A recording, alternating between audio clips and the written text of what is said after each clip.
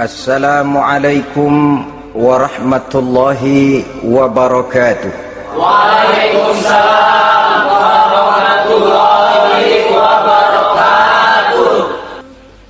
Nabi Sulaiman adalah putra dari Nabi Daud alaihi salam, yang Nabi Daud ini merupakan keturunan yang ke-12 dari Nabi Yakub.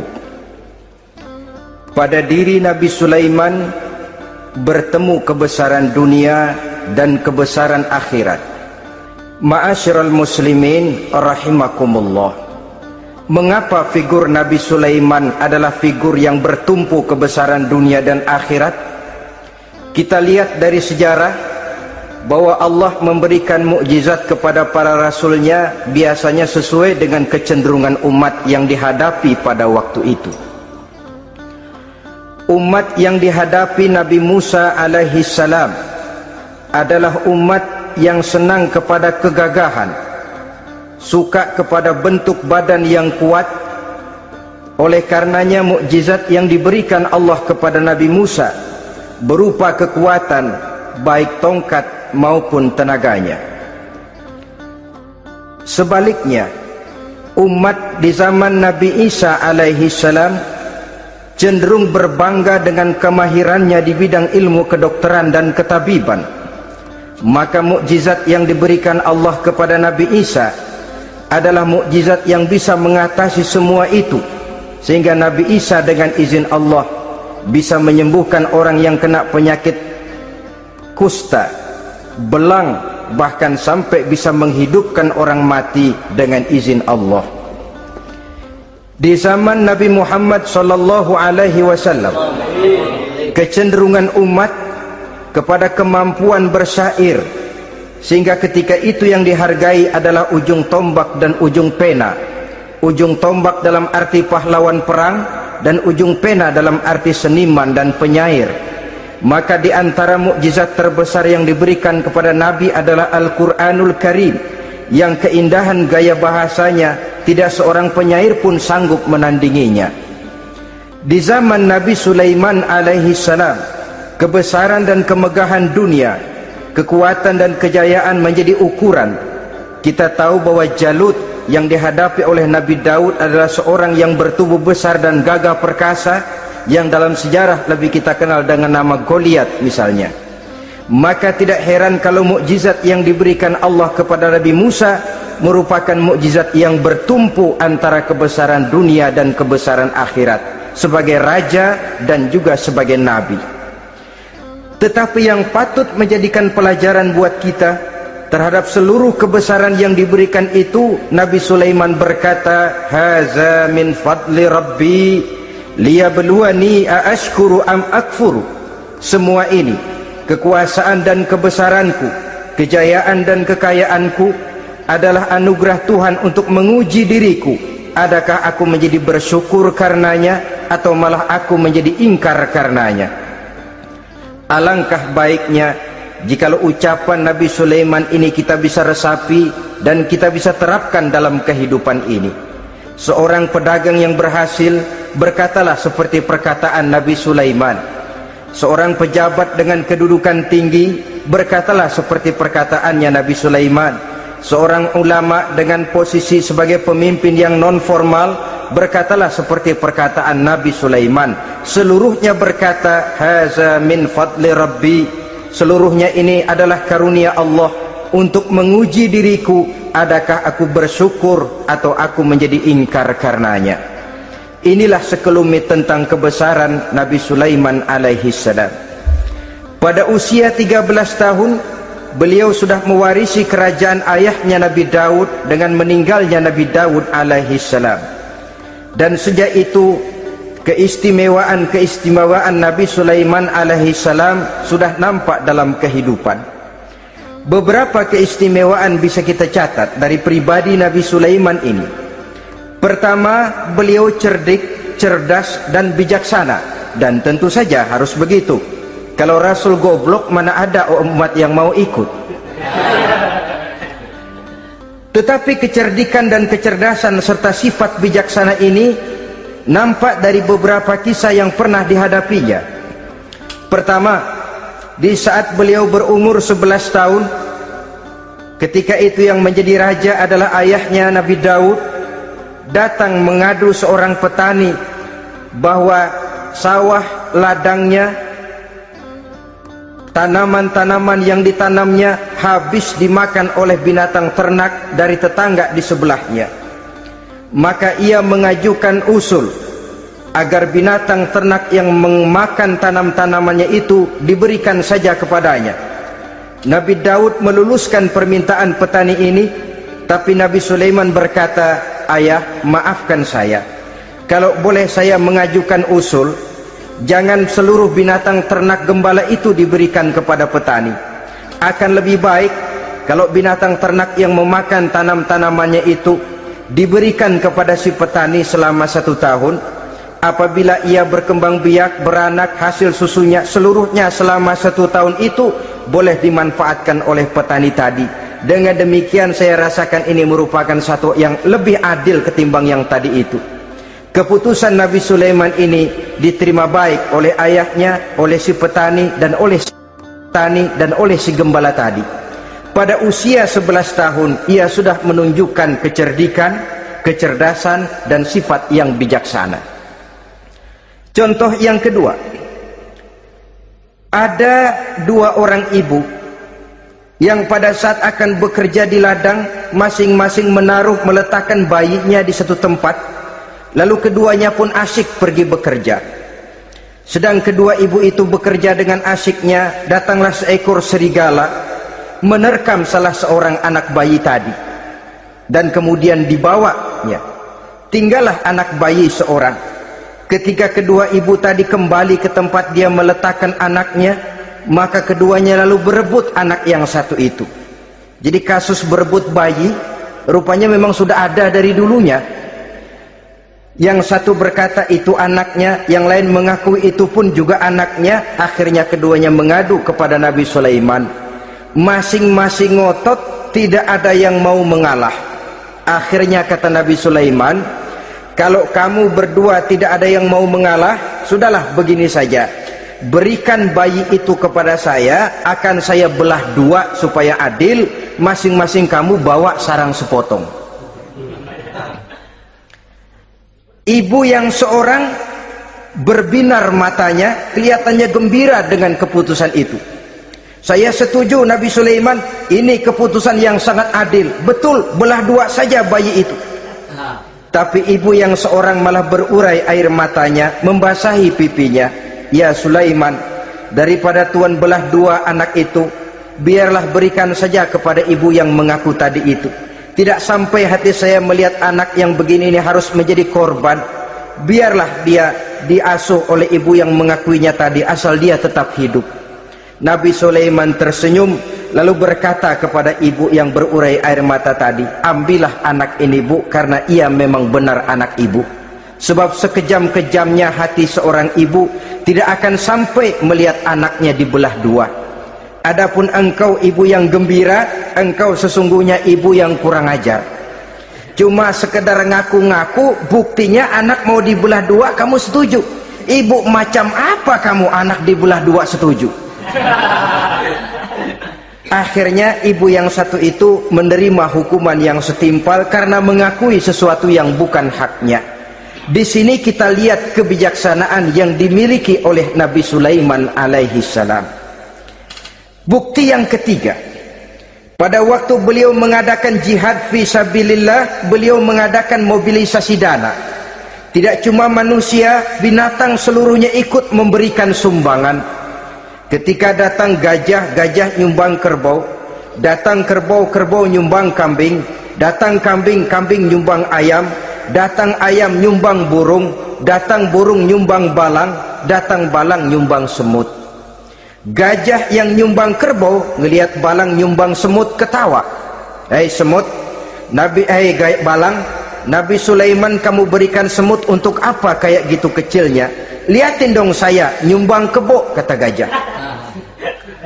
Nabi Sulaiman tersenyum seraya bersabda, "Al-hadiyatu biqadril muhdi." Pemberian itu memang sesuai dengan kemampuan orang yang memberi. Kalau gajah nyumbang kerbau itu wajar saja, gajah besar sumbangannya pun besar. Sebaliknya kalau balang nyumbang semut itu juga memang pantas, balang kecil sumbangannya pun kecil. Yang tidak wajar kalau ada balang mau nyumbang kerbau, ada gajah nyumbang semut. Di sini kelihatan watak yang bijaksana dari Nabi Sulaiman alaihi salam. Ini merupakan ciri keistimewaannya. Setiap rasul dibekali dengan sifat ini yang namanya sifat fatonah, cerdik, cerdas, dan bijaksana. Yang ini memang merupakan mukjizat. Kecerdasan seorang rasul tidak merupakan hasil sekolahan, tapi merupakan bimbingan wahyu semata-mata, dan ini yang tidak bisa ditandingi oleh manusia. Jadi jangan lalu ngambil dalih rasul aja nggak sekolah pinter lalu ikut nggak sekolah, ya goblok terus. Itu khususiat kok. Sifat yang namanya fatona itu merupakan bimbingan daripada wahyu. Adapun manusia, jikalau dia mau cerdik, jikalau dia mau cerdas, jikalau dia mau bijaksana, dia harus belajar. Ya lewat bangku sekolah, ya lewat teman bergaul, ya lewat bertanya kepada orang-orang pandai, atau autodidak dengan hidup banyak membaca dari kehidupan ini. Dengan demikian nilai kecerdikan, kecerdasan, dan kebijaksanaannya akan bisa meningkat adanya. Ini keistimewaan pertama. Keistimewaan yang kedua, Nabi Sulaiman diberikan kekuasaan oleh Allah sehingga bisa menguasai angin, jin, bahkan juga mengerti segala macam bahasa binatang. Menguasai angin, beliau bisa menundukkan angin ribut dan memerintahkannya angin itu. Dalam surah Al-Anbiya ayat 81 kita temukan, wali Sulaiman ar-riha asifatan tajri bi amrihi ilal ardil lati barakna fiha. Dan bagi Sulaiman, ia mampu menundukkan angin ribut yang bertiup menurut perintahnya ke permukaan bumi yang kami berkahi di dalamnya. Menguasai angin, barangkali istilah sekarangnya memahami betul meteorologi. Itu sebabnya mukjizat hanya diberikan kepada rasul, orang yang jiwanya sudah stabil. Coba kalau potongan kita diberikan keistimewaan bisa ngatur angin, Saban Sari main angin. Nggak boleh ada orang kita keselin, kesel sama orang, undang angin, hantam saja. Maka mukjizat semacam ini hanya diberikan kepada orang yang jiwanya sudah stabil. Ada satu cerita, namanya juga cerita, tapi kebenarannya mendekati. Seorang wali di tanah Jawa sholat Jumat di Masjidil Haram di Mekah itu. Namanya wali kalau di Jawa kan pakai belangkon. Dia sembahyang di Masjidil Haram. Ini ada orang Arab usil, tumben ngelihat belangkon. Ini apa di tengah masjid? Dia tepak belangkon itu, miring di atas kepala. Begitu belangkonnya miring, tanah kayaknya ikut miring. Sehingga penduduk heran, ini apa tanah jadi miring begini? Lalu ada seorang wali juga yang alim dan mengerti, lihat-lihat di tengah Masjidil Haram ada belangkon miring di atas kepala. Jangan-jangan ini sebabnya ini. Dia samperin, dia dandanin lagi tuh belangkon rata, tanah kelihatannya kayak rata lagi. Keistimewaan seperti ini pun hanya diberikan kepada orang yang jiwanya memang sudah stabil. Coba kayak kita diberikan keistimewaan kayak begitu, main belangkon melulu. Saudara-saudara kaum muslimin rahimakumullah, juga bisa menguasai jin, memerintahkan jin, dan juga mengerti segala macam bahasa binatang. Kita bisa lihat dalam surah As-Saba ayat 12 misalnya. Demikian juga tentang mengerti bahasa binatang. Pada satu hari Nabi Sulaiman dan bala tentaranya lewat di satu lembah. Lembah itu kebetulan lembah semut. Ketika mereka lewat di lembah itu, Raja Semut lihat dari kejauhan, dia pidato kepada rakyatnya para semut itu. Apa katanya? Ya ayyuhan namlu dukhulu masakinakum la yahtimannakum Sulaiman wa junuduh wa hum la yash'urun. Jadi ini Raja Semut melihat Nabi Sulaiman datang bersama seluruh bala tentaranya. dia pidato kepada rakyatnya. Saudara-saudaraku rakyat semut, di mana saja suara saya bisa didengar. Perhatian, lembah itu kebetulan lembah semut.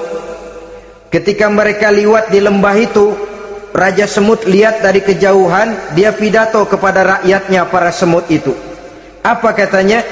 Ya ayyuhan namlu dukhulu masakinakum la yahtimannakum Sulaiman wa junuduh wa hum la yash'urun. Jadi ini Raja Semut melihat Nabi Sulaiman datang bersama seluruh bala tentaranya, dia pidato kepada rakyatnya. Saudara-saudaraku rakyat semut, di mana saja suara saya bisa didengar. Perhatian, perhatian. Ini Nabi Sulaiman mau liwat dengan seluruh bala tentaranya. Kamu semua supaya masuk ke dalam lubang kamu masing-masing. Sebab kalau kamu enggak masuk ke lubangmu masing-masing, akan diinjak oleh Sulaiman dan bala tentaranya, sedangkan mereka tidak tahu kalau kamu kena injak. Masuklah semut itu seluruhnya ke dalam lubangnya masing-masing. Nabi Sulaiman senyum. Fatabassama dhahikan min qawliha. Mendengar ucapan Raja Semut ini, Nabi Sulaiman tersenyum, lalu berkata, apa katanya? Rabbi auzi'ni an ashkura ni'mataka allati an'amta alayya wa ala walidayya wa an a'mala salihan tardahu wa adkhilni birahmatika fi ibadika salihin. Satu pengakuan yang tulus, yang jauh dari watak kesombongan. Mendengar Raja Semut berkata semacam itu, beliau senyum lalu berkata, wahai Allah, tetapkan kiranya hati saya ini untuk selalu bersyukur terhadap nikmat yang Engkau karuniakan kepada saya. Karena nikmatku, nikmat yang Engkau berikan kepadaku, saya mengerti bahasa binatang. Karena mengerti bahasa binatang, saya mengerti seruan Raja Semut itu. Tetapkan saya untuk selalu bersyukur ya Allah atas nikmat yang Engkau berikan ini, atas nikmat yang Engkau berikan kepada kedua orang tua saya, dan tetapkan saya untuk selalu melakukan amal soleh yang Engkau ridhoi, dan masukkan saya ke dalam golongan hamba-hambamu yang soleh. Satu pengakuan yang tulus, yang jauh dari sifat kesombongan. Mungkin kalau sombong yang lahir, begitu dengar Nabi Sulaiman bahwa semut ngomong begitu, beliau akan berkata, iya masuk gede buruan. Tapi kan tidak. Malah beliau perintahkan bala tentaranya, pasukan berhenti. Ada apa Nabi Sulaiman? Di depan kita ada kerajaan semut. Mereka lagi kocar-kacir masuk ke sarangnya masing-masing. Tunggu sampai mereka masuk dan kita bisa lewat dengan aman tanpa harus menginjak-injak mereka. Bala tentaranya di stop dan berhenti. Ternyata kebesarannya tidak menyebabkan ia lalu memandang remeh sampai kepada makhluk yang bernama semut sekalipun. Masih tetap dihargainya sebagai makhluk dari Allah Subhanahu wa ta'ala. Sesuatu yang perlu menjadi contoh kita semua. Sebab orang bilang kadang kacang sering lupa akan kulitnya. Kadang posisi kita yang tinggi menyebabkan kita lupa dari mana kita berasal. Kadang harta yang kita miliki menyebabkan kita lengah dari mana kita datang. Akhirnya yang timbul adalah sifat sombong dan angkuh, ibarat kata orang, kacang lupa dengan lanjarannya. Ma'asyiral muslimin rahimakumullah, ini kebesaran dan keistimewaan yang diberikan Allah kepada Nabi Sulaiman alaihi salam. Apa yang perlu kita jadikan tamsil dan ibarat dari kebesaran ini? Saudara-saudara kaum muslimin rahimakumullah, keadilan sebagai umara yang berpadu dengan kebijaksanaan sebagai ulama. Satu hari seorang sahabat bertanya kepada Rasulullah sallallahu alaihi wasallam, ya Rasul, kalau pada satu saat ajal merenggut Tuhan berlalu meninggalkan kami sekalian, kita berpisah untuk selamanya ya Rasul. Dalam kondisi semacam itu, azahrul ardi khairul lana ambatniha. Mana yang lebih baik ya Rasul buat kami kalau sudah ditinggalkan oleh Tuhan? Permukaan bumi atau perut bumi yang lebih baik?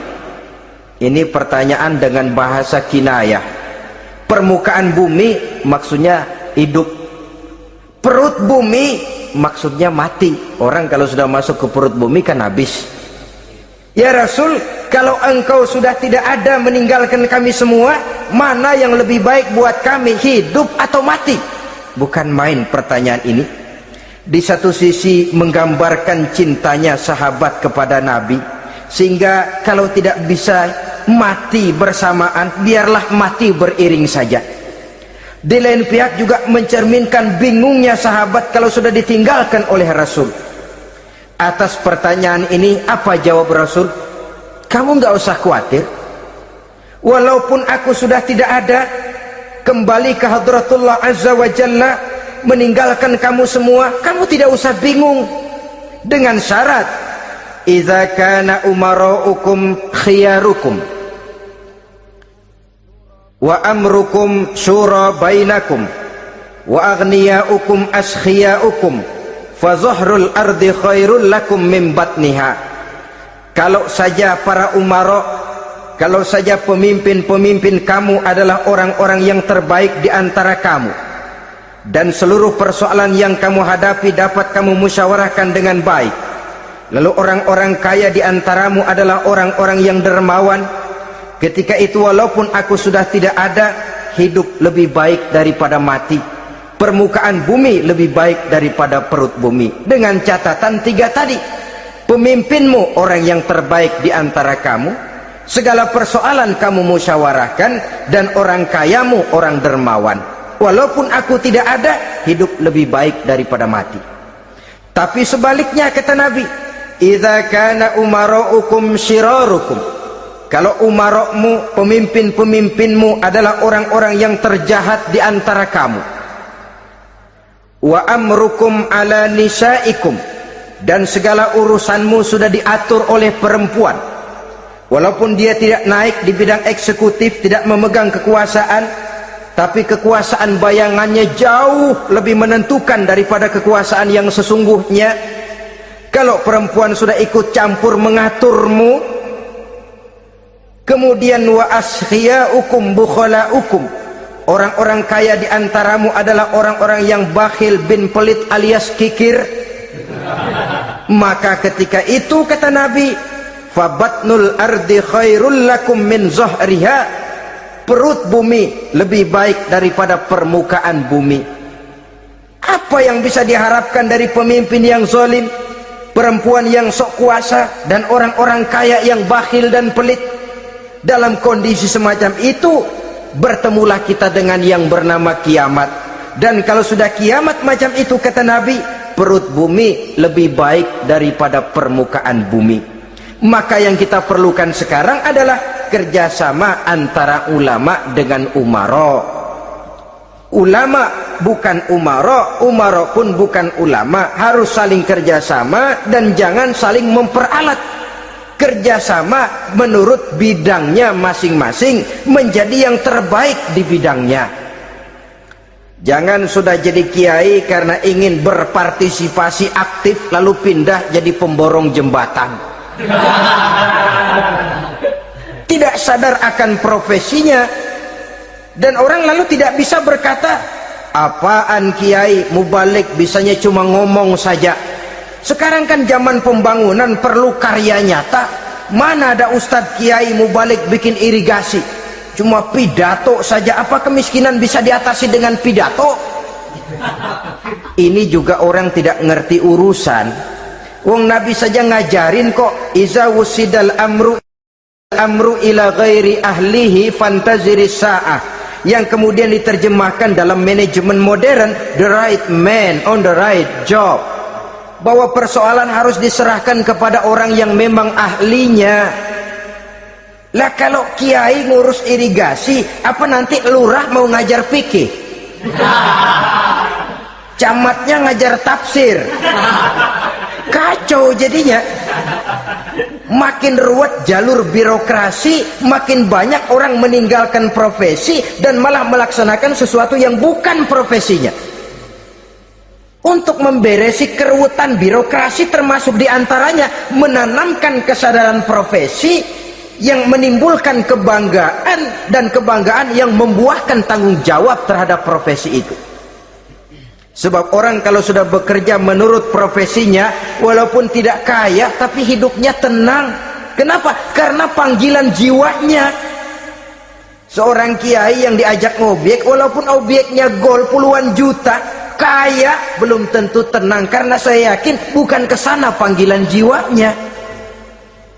Ma'asyiral muslimin rahimakumullah. Itulah sebabnya kerjasama, ulama membangun lingkungannya, ulama membangun manusianya, umarok membangun lingkungannya, sehingga terciptalah wujud daripada pembangunan manusia seutuhnya, ya zahirnya, ya batinnya. Seluruh kita berpartisipasi, hanya bidangnya saja yang berbeda-beda. Jangan yang satu merasa lebih berjasa dari yang lain, jangan yang satu merasa lebih penting dari yang lain. Seluruh kita penting, seluruh kita berjasa, cuma bidang kita saja yang berbeda-beda. Inilah bahasa Quran, kullun ya'mal ala syakilatih. Setiap orang bekerja menurut profesinya masing-masing. Ma'asyiral muslimin rahimakumullah. Kita kembali kepada riwayat Nabi Sulaiman alaihi salam. Satu hari ketika beliau sedang menginspeksi pasukan, berkumpullah pasukan beliau itu, ya tentara yang manusianya, ya pasukan jinnya, ya seluruh binatang-binatangnya berbaris. Beliau selaku inspektur upacara mengadakan inspeksi pasukan. Dari sekian pasukan-pasukan yang diperiksanya pada waktu itu, Nabi Sulaiman melihat tidak terdapat burung hudhud. Beliau bertanya-tanya, "Ma liya aral hudhuda am kana minal ghaibin?" Kemana burung hudhud? Orang lain pada kumpul, dia sendiri tidak ada. Awas kalau dia datang, kalau dia tidak bisa memberikan alasan yang tepat kemana dia, akan saya berikan sanksi dan hukuman. Ini namanya pemimpin yang bertanggung jawab toh. Seorang pun dari yang dipimpinnya tidak ada, menjadi pertanyaan. Tidak lama kemudian datang burung hudhud.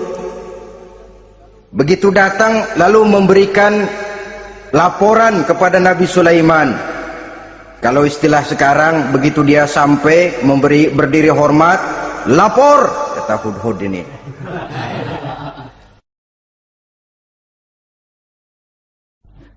Bagaimana hudhud?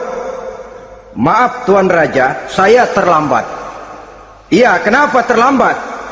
Patroli Tuan Raja. Kemana saja kamu patroli? Keliling. Lalu apa hasilnya? Inni wajadtu mar'atan tamlikuhum wa utiyat min kulli syai'in wa laha arsyun azim. Saya baru patroli ke satu negara yang bernama Sabah, Tuan Raja. Sabah, saudara tahu Sabah? Di mana itu? Dekat ibu kota Yaman sekarang. Di sana Tuan Raja, kata hudhud ini, wajadtu mar'atan tamlikuhum. Yang jadi raja perempuan. Kalau Tuan raja besar, Tuan orang laki. Ayah Tuan raja besar Nabi Daud laki. Ini mah model Tuan Raja. Orangnya rajanya raja besar tapi perempuan. Tumben saya ngelihat ada raja perempuan, kerajaannya begitu besar. Begitu. Iya. Lalu dia jadi raja bagaimana? Ia mewarisi kerajaan ayahnya Sri Baginda Raja Syarahil. Ketika ayahnya wafat, dia naik.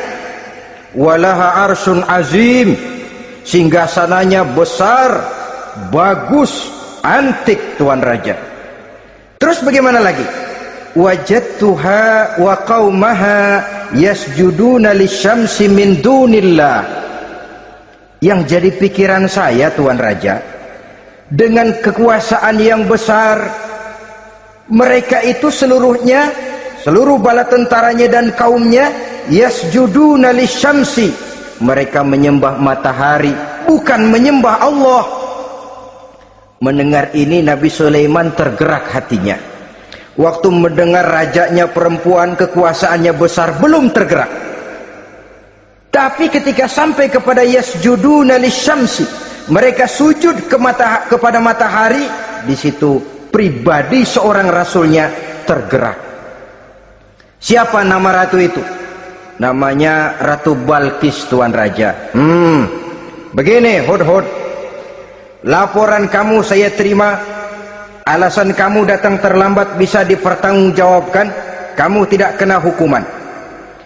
Cuma begini saja Hudhud, karena kamu yang laporan, kamu yang tahu lokasi negaranya, kamu yang harus melaksanakan tugas ini. Apa Tuan Raja? Idhab bi kitabi hadza fa'alqih ilaihim. Kamu berangkat lagi ke negeri Sabah, bawa surat saya, berikan kepada mereka. Thumma tawalla anhum, kemudian kamu berpaling dari mereka, tapi jangan pulang. Fanzur madza yarji'un, lihat apa reaksi mereka setelah menerima surat ini. Baik Tuan Raja, baik.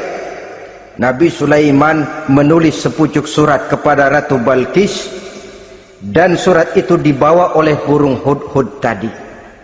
Terbanglah si burung Hudhud ini ke negeri Sabah, masuk ke istana Ratu Balqis, dan surat itu jatuh di kamar Ratu Balqis.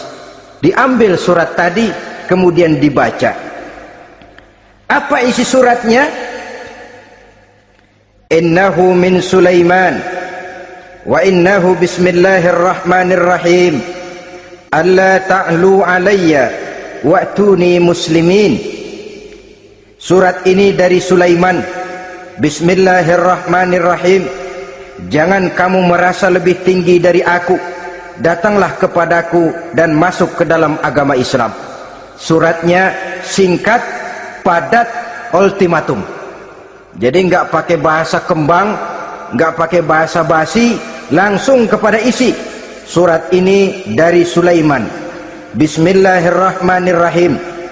Jangan kamu merasa lebih tinggi dari aku, datanglah kepadaku dan masuklah ke dalam agama Islam.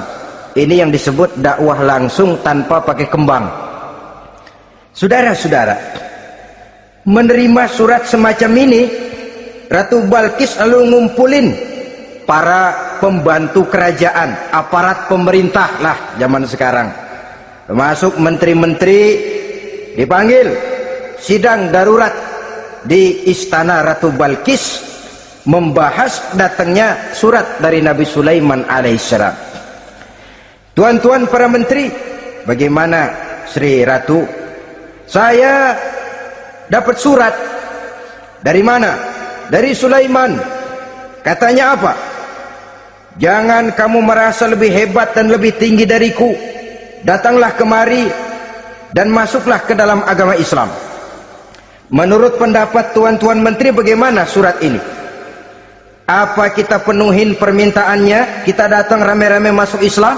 Oh, kata menteri, jangan dulu tuanku, gengsi dong. Kita ini kan kerajaan besar, tentara kita gagah, masa mau menyerah tanpa syarat? Ini kan kerajaan besar, tentara kita gagah, masa mau menyerah tanpa syarat? Soal nanti kita kalah atau menang itu soal lain, Tuan Ratu. Tapi bahwa kita punya harga diri itu harus kita tunjukkan lebih dulu. Jadi menurut Tuan Menteri bagaimana? Kami sih nunggu komando Tuan Putri saja.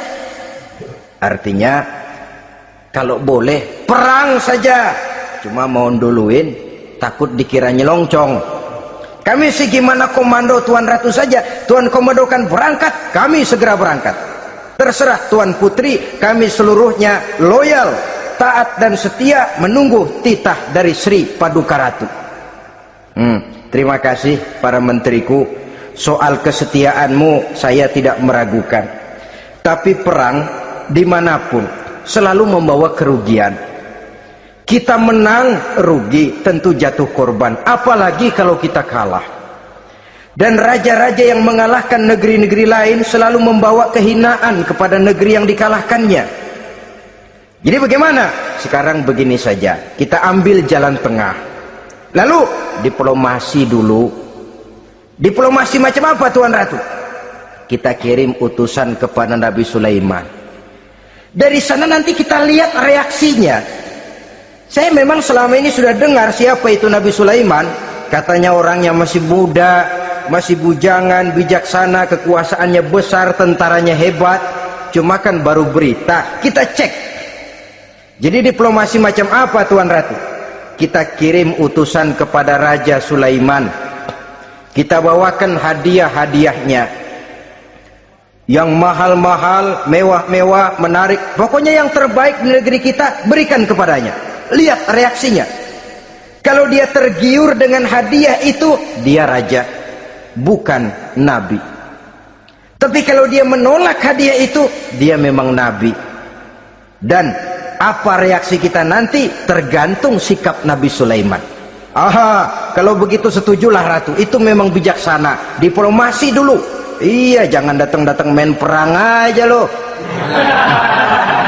Perang sih gampang, tapi ini kan ada meja perundingan. Sepanjang masih kita bisa menempuh jalan damai, damai saja dulu. Baik, maka diaturlah satu barisan diplomasi untuk menuju Palestina, kerajaan Nabi Sulaiman alaihi salam. Rombongan terdiri dari 500 orang laki-laki dan 500 orang perempuan. Yang laki ganteng, yang perempuan cantik. Yang laki dikendarai dengan kuda-kuda pilihan, dan yang perempuan dikendarai dengan keledai-keledai pilihan.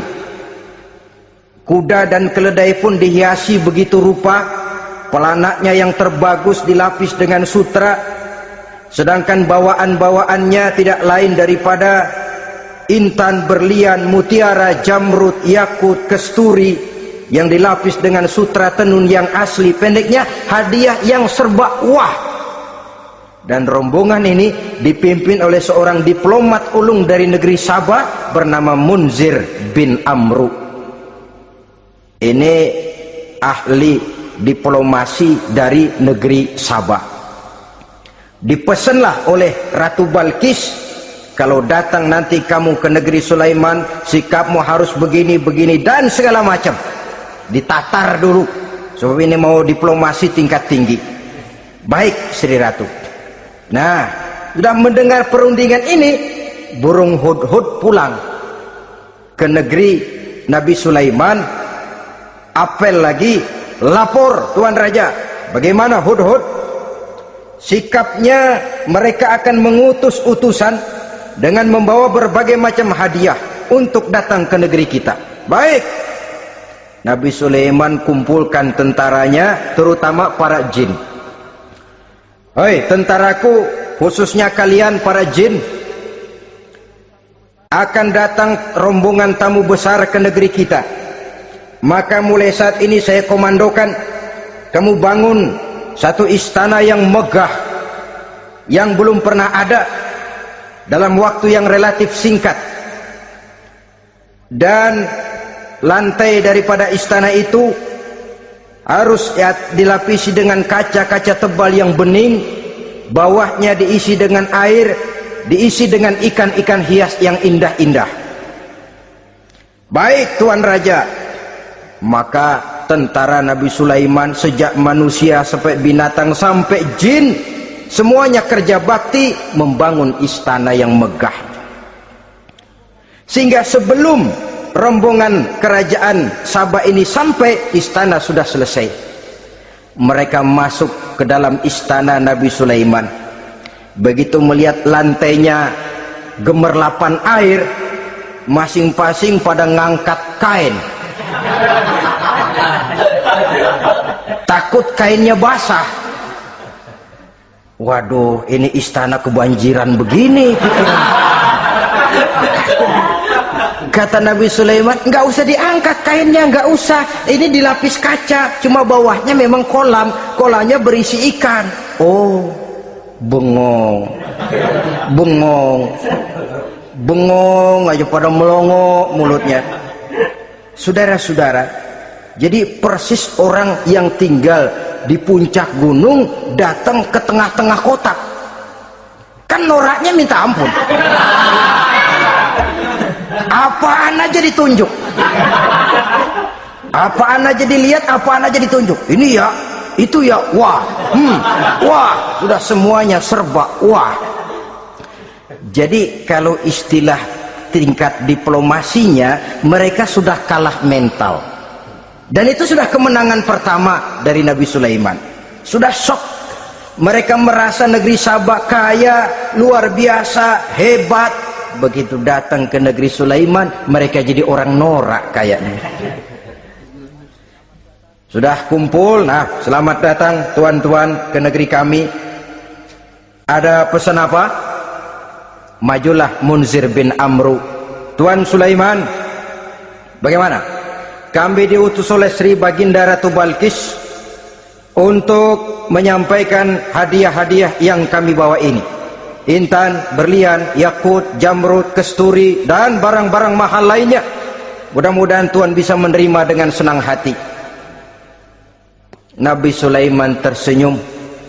Lalu beliau berkata, "Atumiddunani bimalin fama atani Allahu khairun mimma atakum." Kamu mau memberikan saya seluruh hadiah-hadiah permata intan ini, padahal apa yang telah diberikan Allah kepada saya jauh lebih baik dari apa yang telah diberikannya kepadamu. Kamu merasa bahwa saya kekurangan semua ini? Ketahuilah tuan-tuan, saya punya lebih banyak dari apa yang tuan-tuan berikan sekarang ini. Irja' ilaihim, bawa pulang kembali seluruh hadiah ini. Sampaikan salam saya kepada ratumu, Ratu Balkis. Falanatiyannahum bijunudin la qibala lahum biha. Kalau mereka tetap tidak mau datang menyatakan keislaman, kami yang akan datang ke sana dengan seluruh bala tentara kami yang mereka pasti tidak akan sanggup menghadapinya. Saudara bisa baca dalam surah An-Naml ayat 36. Saudara hadirin ma'asyiral muslimin rahimakumullah. Kalau orang sudah silau dengan yang namanya upeti, hadiah, harta, secara mental dia sudah jatuh. Andai kata ketika itu Nabi Sulaiman menerima seluruh hadiah tadi, maka misi kerasulannya tidak akan jalan. Wibawanya hancur, dan dia tidak akan sanggup lagi mendakwahkan Ratu Balkis untuk masuk ke dalam agama Islam. Dia akan jadi cemoohan di negeri Sabah. Sulaiman ngomong aja dikasih hadiah telap. Nah, ternyata ada yang lebih mahal dari harta, ada yang lebih mahal dari intan dan mutiara, ada yang lebih mahal dari pangkat dan kedudukan. Apa dia? Harga diri. Dan itu yang langka sekarang ini. Lebih baik jalan kaki tapi kita bebas mendongakkan kepala kemanapun kita mau, daripada naik mobil empuk tapi mata nunduk saja nggak berani lihat ke atas. Kehilangan harga diri. Ulama yang kehilangan harga diri akan menyelewengkan ayat. Pejabat yang kehilangan harga diri akan melakukan segala macam penyelewengan dan lain sebagainya. Harga diri sesuatu yang mahal, terutama di kota-kota besar, kota-kota yang menyandang gelar metropolitan. Biasanya harga diri ini sudah tidak dihiraukan orang lagi.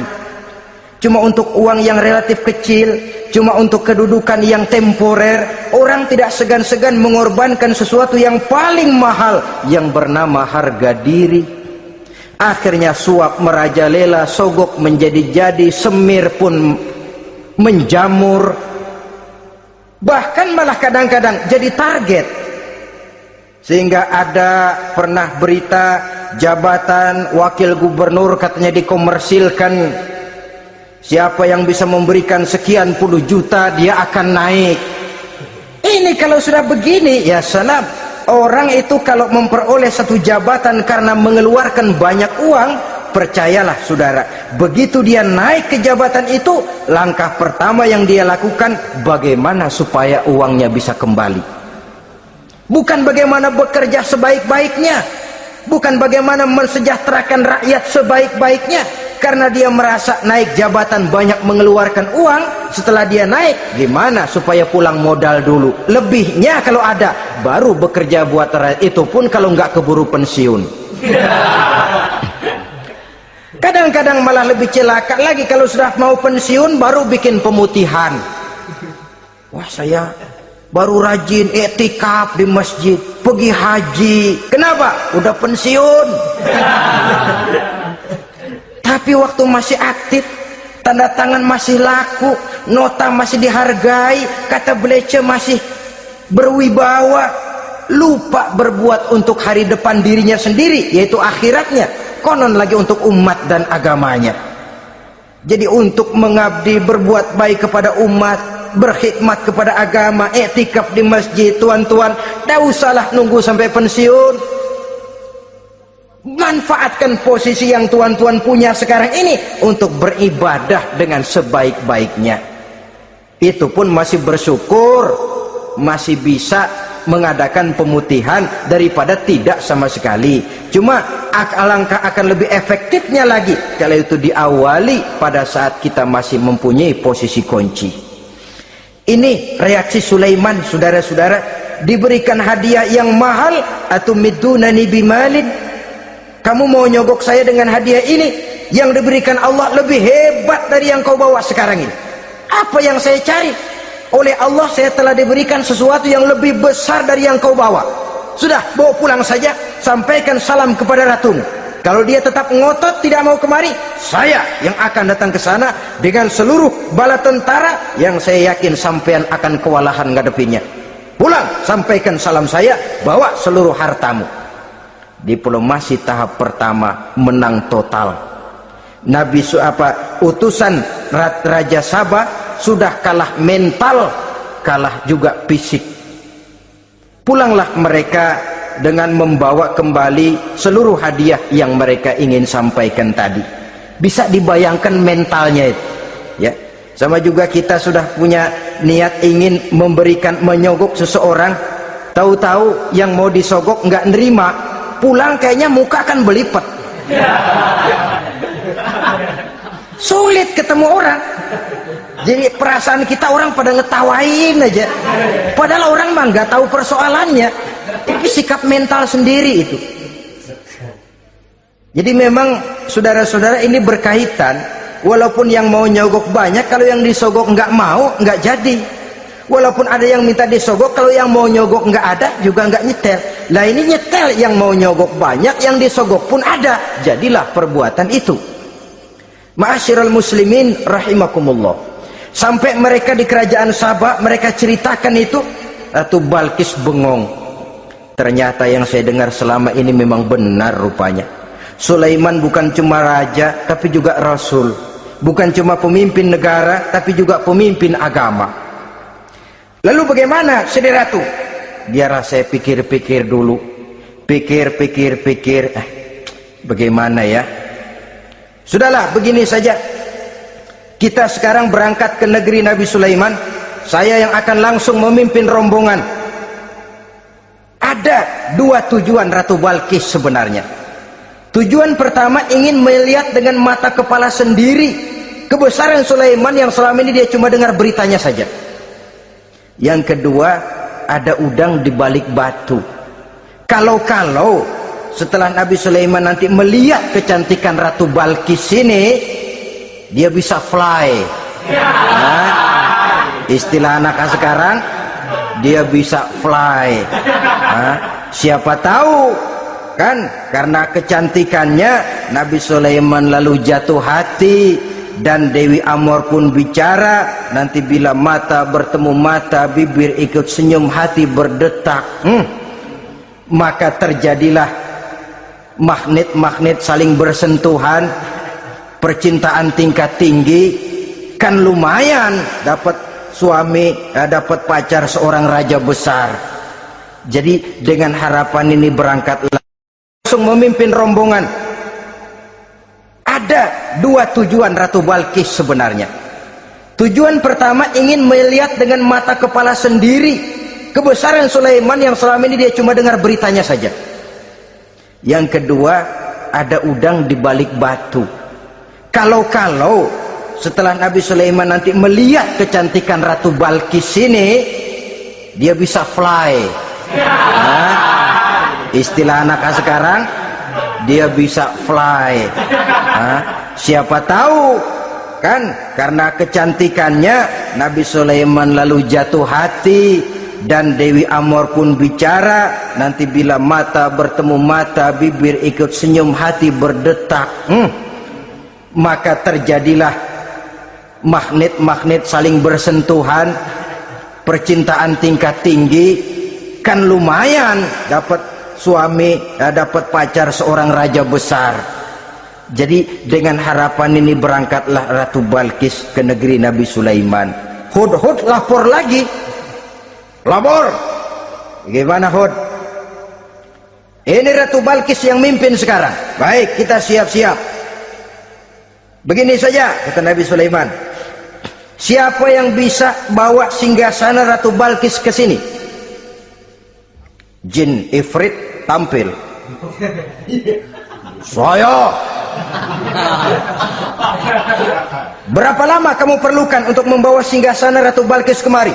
Sebelum Tuan bangun dari tempat duduk, itu singgasana sudah bisa sampai kemari, Tuan Raja. Bagus. Ada yang bisa lebih cepat? Saya, kata seorang ulama. Berapa lama? Sebelum Tuan kedip. Asal Tuan kedip, Tuan melek lagi, singgasana sudah sampai di sini. Baik, kerjakan. Dalam waktu sekejap itu singgasana Ratu Balkis sudah sampai di istana Nabi Sulaiman. Pasang di sini, biar dia dudukin nanti. Robah sedikit biar dia nggak kenalin. Dirombak sedemikian rupa. Masuk Ratu Balkis ke istana Nabi Sulaiman. Terjadilah kemudian di perundingan semacam tingkat tinggi antara raja dengan raja. Bagaimana Tuan Ratu Balkis? Iya Tuan Sulaiman. Iya bagaimana? Saya kagum dengan kebesaran Tuan. Bukan kebesaran saya, seluruhnya ini adalah karunia Allah kepada saya. Saya dengar Tuan menyembah matahari, padahal matahari tidak pernah memberikan apa yang Tuan kehendaki. Matahari tidak pernah menciptakan Tuan. Adalah lebih baik Tuhan menyembah yang menciptakan matahari daripada menyembah matahari itu sendiri. Nabi Sulaiman, bagaimana kalau kita mengadakan ya sambil berunding, sambil lobbying istilah sekarang. Baik, lobbying pun jadi. Berjalanlah meninjau seluruh pelosok istana Nabi Sulaiman alaihi salam. Seperti halnya bala tentaranya, Ratu Balkis juga sampai di lantai kaca, angkat kain. Kata Nabi Sulaiman, jangan diangkat tuh kain. Ini bukan air, istana kaca. Bukan main kebesaran kamu. Melihat begitu kebesaran Nabi Sulaiman, Ratu Balkis yang niatnya sementara mau melontarkan diplomasi asmara, lupa. Lalu apa katanya? Rabbi inni zalamtu nafsi. Ya Allah, selama ini saya benar-benar telah zalim kepada diri saya. Begitu banyak nikmat yang Engkau berikan kepada saya. Saya jadi ratu dengan kekuasaan yang besar, mewarisi kebesaran ayah, dengan kerajaan dan bala tentara yang gagah perkasa. Bukan saya bersyukur kepadamu, malah saya menyembah matahari. Inni zalamtu nafsi, sungguh saya telah zalim kepada diri saya. Maka mulai sejak saat ini, aslamtu ma'a Sulaiman lillahi rabbil alamin. Mulai sejak saat ini ya Allah, saya nyatakan diri, saya masuk Islam, bertuhankan Allah Rabbul Alamin. Saya tunduk kepada Nabi Sulaiman alaihi salam. Masuk Islam sebelum diplomasi asmaranya melayang, saudara-saudara. Sudah masuk Islam? Sudah. Nah, Ratu Balkis sekarang bagaimana? Ya Nabi Sulaiman, kalau saya masuk Islam, apakah kerajaan saya akan tunduk dan diatur oleh kerajaan Tuhan? Tidak. Kamu persilakan pulang ke kerajaanmu. atur negerimu menurut cara yang kamu mau asal sesuai dengan perintah Allah. Saya bukan penjajah, saya cuma mengajak kamu ke dalam Islam. Saya tidak ingin meluaskan wilayah saya. Asal kamu sudah masuk Islam, tugas sudah saya jalankan. Perkara kerajaanmu, kau pulang, kau atur, dan kau tetap jadi raja. Jangan merasa kalau sudah masuk Islam lalu kerajaanmu saya caplok. Islam bukan penjajah Ratu Balkis. Baiklah Nabi Sulaiman, saya tahu. Tapi untuk melanggengkan kerjasama antara kerajaan Sabak dengan kerajaan Tuan, caranya bagaimana? Mulai ngojok-ngojok. Dia nggak bilang lu demen aja deh sama gue, enggak. Cuma untuk jangka panjangnya Sulaiman, supaya kita tetap bisa kerjasama, caranya bagaimana? Ya supaya kerajaan berumur panjang, kau harus punya keturunan, kata Nabi Sulaiman. Itu kan berarti saya harus nikah. Memang.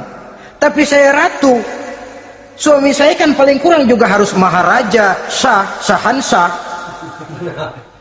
Ya sebenarnya sih cuma dia nggak bilang aja, di kerajaan gue nggak ada yang setimpal, gue maunya sama elo. Itu kalau bahasa kita, cuma ini kan bahasa perempuan. Perempuan kan paling pinter nahan perasaan, nggak kayak orang laki. Orang laki kalau lagi mabok cinta teler. Sama siapa aja dia cerita. Gua kan lagi demen sama si Ano. Lain sama perempuan, dia paling bisa jaga perasaan. Saya kalau begitu, saya harus kawin dengan maharaja. Ya kamu tinggal pilih saja, kata Nabi Sulaiman. Nabi Sulaiman, ini Perdana Menteri udah pada mesem-mesem, udah paham ke arah mana maksudnya. Bagaimana kalau kita kukuhkan saja dua kerajaan ini, Nabi Sulaiman? Saya pun setuju kalau itu kamu punya mau. Wah, ini Perdana Menteri takbir semua. Allahu Akbar, Alhamdulillah, Alhamdulillah. Sampai akhirnya Nabi Sulaiman pun menikah dengan Ratu Balkis. Bergabunglah dua kerajaan besar itu. Saudara-saudara kaum muslimin rahimakumullah. Kemudian setelah bertahun Nabi Sulaiman wafat. Tidak seorang pun tahu karena beliau wafat sedang pegangan tongkat. Ketika tongkat dimakanin rayap, rapuh, baru beliau jatuh. Orang tahu kalau Nabi Sulaiman sudah wafat. Menurut riwayat beliau wafat itu sedang sholat, karena sholat Nabi Sulaiman cuma diri saja, tidak pakai ruku dan sujud. Menurut riwayat lain beliau sedang memandori jin dan tentaranya yang sedang kerja.